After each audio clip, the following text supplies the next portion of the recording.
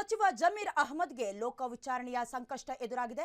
ನಾಳೆ ವಿಚಾರಣೆಗೆ ಹಾಜರಾಗ್ತಾರೆ ಸಚಿವ ಜಮೀರ್ ಅಹಮದ್.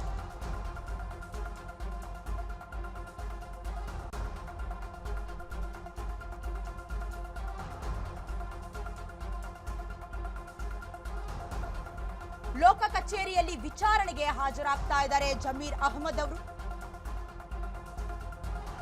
ಎಸಿಬಿಯಲ್ಲಿ ದಾಖಲಾಗಿದ್ದ ಪ್ರಕರಣದ ಸಂಬಂಧ ವಿಚಾರಣೆಗೆ ಹೋಗ್ತಾ ಇರುವಂತದ್ದು.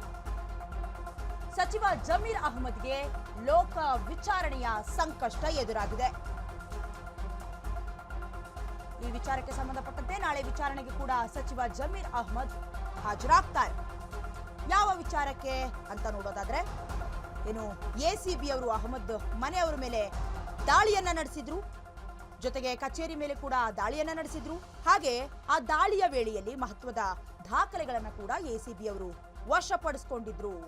ಈ ವಿಚಾರವಾಗಿ ನಾಳೆ ವಿಚಾರಣೆಗೆ ಹಾಜರಾಗಬೇಕು ಅಂತ ಕೂಡ ನೋಟಿಸ್ ಇತ್ತು.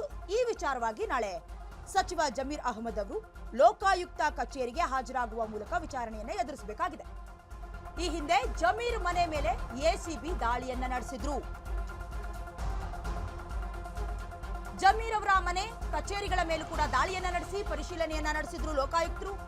ಈ ಸಂಬಂಧವಾಗಿ ಮಹತ್ವದ ದಾಖಲೆಯನ್ನ ಕೂಡ ಎಸಿಬಿ ಅವರು ವಶಕ್ಕೆ ಪಡ್ಕೊಂಡಿದ್ರು. ಅಕ್ರಮ ಆಸ್ತಿ ಗಳಿಕೆ ಆರೋಪ ಪ್ರಕರಣವನ್ನ ದಾಖಲಿಸಿ ತನಿಖೆಯನ್ನ ನಡೆಸಲಿದ್ದಾರೆ.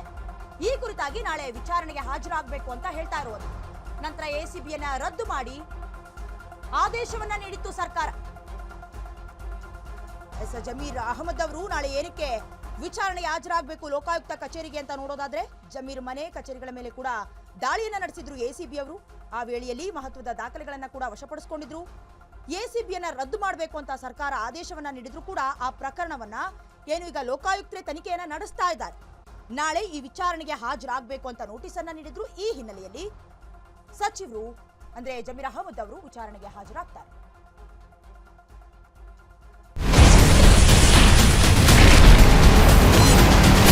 Ashwavega English News. Coming soon. Your channel, your voice, your trust.